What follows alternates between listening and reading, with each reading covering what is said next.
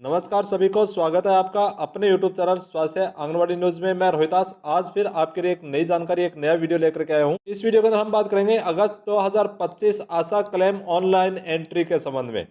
तो इसके अंदर क्या प्रक्रिया रहेगी, कौन कौन सी गतिविधियां हैं जिनका आपको पेमेंट मिलेगा, ये पूरी जानकारी आपको इस वीडियो के अंदर मिलेगी। तो आप यहां पर देख पा रहे हैं आशा शॉर्ट में अगस्त 2025 क्लेम की एंट्री शुरू हो चुकी है। लेटर जारी हो चुका है, समय पर एंट्री समय पर पेमेंट, यानी आपकी समय पर एंट्री हो जाएगी तो समय पर आपको पेमेंट मिलेगा। और आपके अधिकारियों का पूरा पूरा प्रयास है कि आप एक महीने लेट चल रहे हैं, एक महीने पीछे चल रहे हैं, ये एक महीने का गैप चल रहा है, इस एक महीने के गैप को थोड़ा थोड़ा करके आपको सही समय पर लेकर के आना है, यानी हर महीने की एंट्री हर महीने हो। यह आपके उच्च स्तर के अधिकारियों का प्रयास है। तो इसके लिए आप समय पर अपना क्लेम जमा करवाएं और अपने ऑपरेटर से समय पर आप एंट्री करवाएं, ताकि आने वाले समय के अंदर आपको उसी महीने का पेमेंट उसी महीने हो जाए। अभी आपको यहाँ पर बता देता हूँ लेटर की जो मुख्य बातें हैं वो क्या है। क्लेम एंट्री सभी आशा अपने पीसीटीएस ऐप से करें, यानी सभी आशा अपने पीसीटीएस ऐप से ही अपने क्लेम की एंट्री करें। उससे क्या होगा कि आपका पेमेंट कटने की संभावना बहुत कम रहेगी। हो सकता है आप एनएम से ऑपरेटर से एंट्री करवा रहे हो, आप अपने पीसीटीएस ऐप से एंट्री नहीं कर रहे हो, तो उसके अंदर कहीं ना कहीं कोई गलती रह जाती है और उसकी वजह से आपका पेमेंट नहीं बनता है। फिर आप मैसेज करते हैं कि हमारा पेमेंट पूरा नहीं बन रहा, तो यह भी एक कारण हो सकता है कि आप अपने पीसीटीएस ऐप से अपनी एंट्री नहीं करते। यदि आशा अपने पीसीटीएस ऐप से खुद एंट्री करेगी तो आपका पेमेंट पूरा मिलेगा। इसके अलावा यहाँ पर देखेंगे तय तारीख से पहले अपना क्लेम जरूर जमा करवाएं और देरी से एंट्री देरी से पेमेंट होगा, यानी आपने अपना क्लेम समय पर जमा नहीं करवाया, समय पर एंट्री नहीं करवाई, तो आपके पेमेंट में भी देरी होती है। इसलिए आप सभी अपना क्लेम समय पर जमा जरूर करवाएं। अभी नेक्स्ट देखें क्लेम एंट्री की प्रक्रिया क्या रहने वाली है। तो आशा अपने पीसीटीएस ऐप से एंट्री करें, एनएम से वेरीफाई करवाएं, कार्य की जानकारी सही डालें, अधिक से अधिक गतिविधियां चुनें। इस पॉइंट का क्या मतलब है, आपको इस वीडियो के अंदर एक एक पॉइंट को समझाऊंगा। आप वीडियो के अंदर बने रहेंगे, पूरा वीडियो देखेंगे। यदि मेरे द्वारा दी गई जानकारी आपको अच्छी लग रही हो तो वीडियो को पहले लाइक कर दें, उसके बाद आगे का वीडियो जरूर देखेंगे। और आपको इस वीडियो के अंदर बहुत कुछ नया सीखने को मिलेगा, बहुत कुछ नई जानकारी मिलेगी।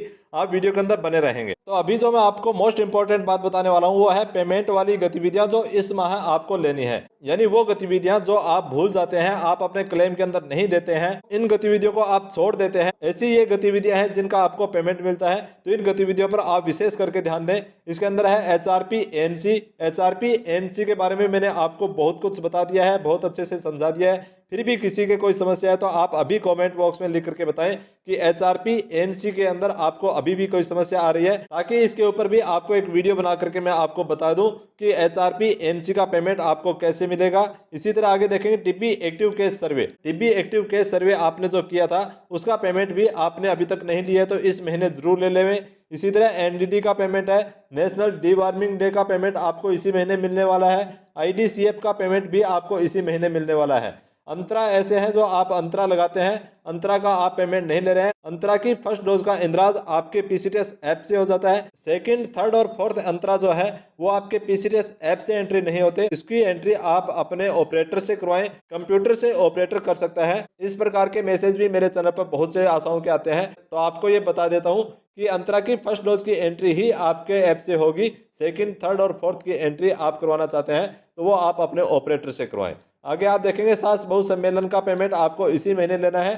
सास बहु सम्मेलन का पेमेंट आपको साल में एक बार मिलता है। यदि आपने पेमेंट अभी तक नहीं लिया है तो इस महीने आप अपने क्लेम के अंदर इसका पेमेंट जरूर ले लें। एनसीडी स्क्रीनिंग का पेमेंट आपको लेना है, एनसीडी फॉलोअप का पेमेंट आपको लेना है। ये सभी वीडियो मैंने बना करके इस चैनल पर डाले हुए हैं, आप चैनल पर जाकर के वीडियो देख सकते हैं। यदि आपको ये वीडियो नहीं मिल रहे हैं तो आप मुझे व्हाट्सएप पे मैसेज कीजिए, आपको ये वीडियो भेज दिया जाएगा। आप उस वीडियो को देख करके ये सभी पॉइंट अच्छे से समझ सकते हैं और अपना क्लेम ले सकते हैं। इसी तरह आगे देखेंगे एचआरपी एचबीएनसी और एचआरपी एचबीपीएनसी, ये दोनों अलग अलग हैं। एचआरपी एचबीएनसी का पेमेंट कैसे होगा, एचआरपी एचबीपीएनसी का पेमेंट आपको कैसे होगा, वो भी मैंने वीडियो के माध्यम से आपको अच्छे से समझाए हुए हैं। यदि फिर भी किसी के कोई दिक्कत हो तो आप कमेंट बॉक्स में लिखें, आपको उसका वीडियो भेज दिया जाएगा और मेरी तरफ से आपकी पूरी हेल्प की जाएगी कि आपको इसका पेमेंट मिले। इसके बाद आता है पीपीआईसीडी। आप पीपीआईसीडी लगवा देते हैं परंतु पीपीआईसीडी का क्लेम नहीं करते हैं। आगे आता है बैंक अकाउंट डिटेल। गर्भवती महिला की बैंक अकाउंट डिटेल आप क्लेम के अंदर ऑनलाइन नहीं करवाते हैं, ये आप आवश्यक रूप से करवाएं क्योंकि इसके 5 रुपए मिलते हैं, परंतु ये आपकी गतिविधि के अंदर जुड़ते हैं।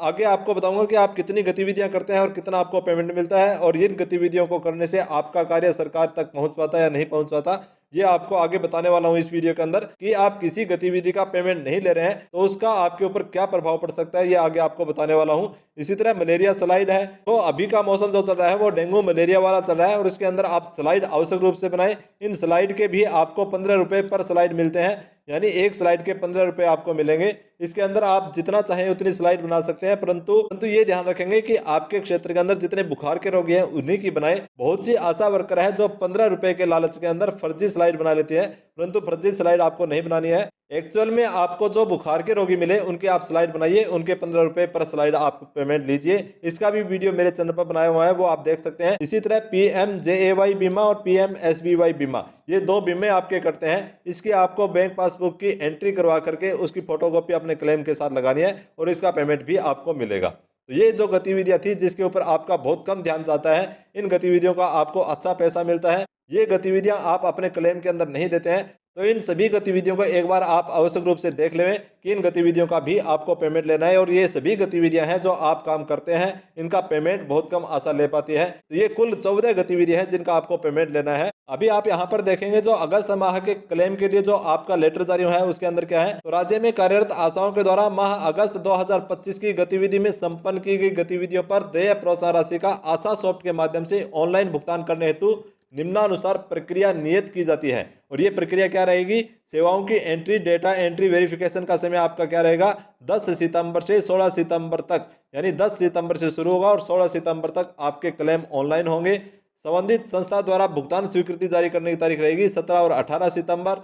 17 और 18 सितंबर को आपका पेमेंट रिलीज कर दिया जाएगा और जिले द्वारा जो भुगतान आपका रिलीज किया जाएगा वो 19 सितंबर को रिलीज किया जाएगा। अगर किसी भी प्रकार की कोई दिक्कत नहीं आई, सॉफ्टवेयर अच्छे से चला, तो 20 या 21 तारीख को आपके अकाउंट में आपका पेमेंट आ जाएगा। बहुत सी आशाओं के मैसेज आ रहे हैं कि सर हमारे पिछले महीने का भी पेमेंट नहीं आया। तो आपको बता देता हूं, जिनका बैंक ऑफ बड़ौदा के अंदर खाता था उनके IFSC कोड चेंज हुए हैं, तो IFSC कोड चेंज होने की वजह से उनका पेमेंट नहीं हो पाया है। तो जिनका बैंक ऑफ बड़ौदा के अंदर अकाउंट था वो अपने ब्लॉक या जिला स्तर पर संपर्क करके अपने अकाउंट नंबर को चेंज करवा लें, अपने अकाउंट नंबर को अपडेट करवा लें, ताकि आपका पिछले माह का भी क्लेम आपके अकाउंट में आ जाए। जब तक आप अपने अकाउंट को अपडेट नहीं करवाएंगे आपका पेमेंट नहीं आएगा। तो इस बात के ऊपर आप गौर कर लें। और जिले के समस्त चिकित्सा संस्था प्रभारियों को निर्देशित किया जाता है कि आशाओं के द्वारा अगस्त 2025 के क्लेम में दर्शाई गई समस्त गतिविधियों सेवाओं का एनम के द्वारा RCH रजिस्टर संबंधित रिकॉर्ड से सत्यापन मिलान करने के उपरांत ही डेटा एंट्री की जाए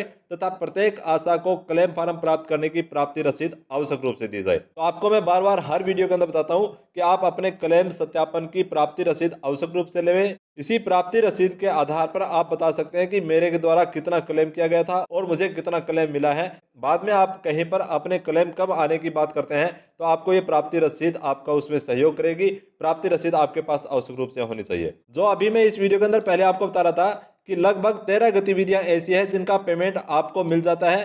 सिर्फ 13 गतिविधियों से काम नहीं चलेगा। इसका मतलब क्या हुआ कि 13 गतिविधियां आपके क्लेम के अंदर इस प्रकार की होती है कि उन 13 गतिविधियों का पेमेंट सभी आशा को हो जाता है।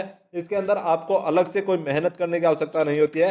एक बार किसी गर्भवती महिला का पंजीकरण आपने करवा दिया है तो उस गर्भवती महिला की 13 गतिविधियां ऐसी है जिनका आपको पेमेंट समय समय पर होता रहता है और उन 13 गतिविधियों के लिए आपको अतिरिक्त किसी भी प्रकार की मेहनत करने की आवश्यकता नहीं होती है। इस वीडियो के अंदर जो मैंने 14 गतिविधि आपको पहले बताई है, उन 14 गतिविधियों के अंदर आप कोई काम करते हैं तब सरकार यह मानती है कि आपके द्वारा काम किया गया है। मैं आपको हकीकत बता रहा हूं कि सरकार ये मानती है कि ये 13 गतिविधियां ऐसी है जो आशा बिल्कुल भी कार्य नहीं करेगी, फिर भी इन 13 गतिविधियों का वो पेमेंट ले सकती है। परंतु इससे पहले मैंने जो 14 गतिविधियां बताई है उन 14 गतिविधियों का आपको कार्य करना पड़ेगा, लाभार्थी को खोजना पड़ेगा जिनका आपको कार्य किए बिना पेमेंट नहीं मिलेगा। ये काम आपको करना ही पड़ेगा तभी आपको पेमेंट मिलेगा। परंतु वो जो मैंने 13 गतिविधि अभी बताई है, इन 13 गतिविधियों का काम जो आप काम नहीं करोगे फिर भी आपको पेमेंट हो सकता है, क्योंकि ये निरंतर चलने वाली गतिविधि है। इनका एक बार आपने उनकी सेवाएं शुरू करवा दी है तो उसके बाद लाभार्थी खुद सेवाएं लेने के लिए आपसे संपर्क करता है। आपको इन सेवाओं के लिए उनसे संपर्क करने की बहुत कम जरूरत पड़ती है। इसके बाद मैंने यहाँ पर लिखा है कि बाकी गतिविधियों का क्लेम डालना जरूरी है। वो बाकी गतिविधियां कौन सी है जो मैंने अभी आपको पीछे 14 गतिविधि बताई है, उन गतिविधियों का क्लेम डालना जरूरी है। यदि आपने वो क्लेम नहीं डाला है तो ये माना जाता है कि ये आशा वर्कर जो है कार्य के अंदर अपनी रुचि नहीं ले रही है, काम नहीं कर रही है। और जो मैंने आपको एक पहले वीडियो डाल करके बताया था कि प्रदेश भर की सभी आशा वर्कर के क्लेम की ऑडिट होगी, क्लेम की जांच होगी। यहाँ पर मैंने 13 गतिविधि बताई है। इसके अंदर आशा वर्कर को अलग से किसी भी प्रकार की कोई मेहनत नहीं करनी पड़ती है। 10 गतिविधियों का पेमेंट लगातार ले रही है तो सरकार यह मानेगी कि यह आशा वर्कर जो है अपने कार्य के प्रति गंभीर नहीं है, रुचि नहीं ले रही है और उसके ऊपर आपके खिलाफ कोई कार्रवाई भी हो सकती है। और वो 14 गतिविधि जो इससे पहले मैंने बताई है, कुल मिलाकर के 27 गतिविधि है। 27 गतिविधियों के अंदर प्रत्येक आशा कम से कम 22 से 27 गतिविधियों में काम कर सकती है। यदि 22 से 27 गतिविधियों के अंदर आप काम करोगे तो सरकार यह मानेगी कि यह आशा वर्कर है जो कार्य कर रही है। तो इसलिए मैं आपको बार बार कह रहा हूं कि आपके द्वारा जितनी गतिविधियां की गई है उनका पेमेंट आप जरूर लेवें। तो यहाँ पर लिखा है जितना काम उतना मानदेय, यानी जितना कार्य करोगे उतना ही आपको पैसा मिलने वाला है। अब आप यहाँ पर देखेंगे समय पर एंट्री करें, पूरा मानदेय पाएं, गांव की सेहत और आपकी पहचान बनाएं। अब जो हर वीडियो के अंदर आपको बार बार कहता हूं कि वीडियो को आप लाइक जरूर कर दिया करें, शेयर कर दिया करें, कमेंट कर दिया करें। अभी तक जिसने वीडियो को लाइक नहीं किया है, यदि मेरे द्वारा दी गई जानकारी आपको अच्छी लगी हो तो अभी वीडियो को लाइक कर दें। जो आप नीचे देख रहे हैं ऊपर अंगूठे का निशान है, उस अंगूठे के निशान को आप क्लिक कर दें, जिससे वीडियो लाइक हो जाएगा और मुझे लगेगा कि मेरे वीडियो को इतने लोग लाइक कर रहे हैं, तो मेरा भी मन करेगा कि आपके लिए और अच्छी अच्छी जानकारी लेकर के आऊं। यदि आप लाइक नहीं करते हो तो मुझे लगता है कि आपको यह बात पसंद नहीं आई, तो मेरा मन करता है कि आपके लिए जो इतनी मेहनत कर रहा हूं वो मेहनत मेरी बेकार जा रही है। और वीडियो को शेयर कर दें, अपने सभी आशा के व्हाट्सएप ग्रुप में इस वीडियो को जरूर भेजें ताकि सभी तक यह जानकारी पहुंचे। और आपको किसी भी प्रकार की कोई क्वेरी हो, आपको कुछ पूछना हो तो कमेंट बॉक्स में लिख करके जरूर बताएं। कुछ भी नहीं पूछना है तो ये वीडियो आपको कैसा लगा तो आप कमेंट बॉक्स में GWD गुड जरूर लिखें। आज की वीडियो के अंदर बस इतना ही। मिलते हैं नेक्स्ट वीडियो के अंदर एक नई जानकारी के साथ। तब तक सभी को जय हिंद, वंदे मातरम।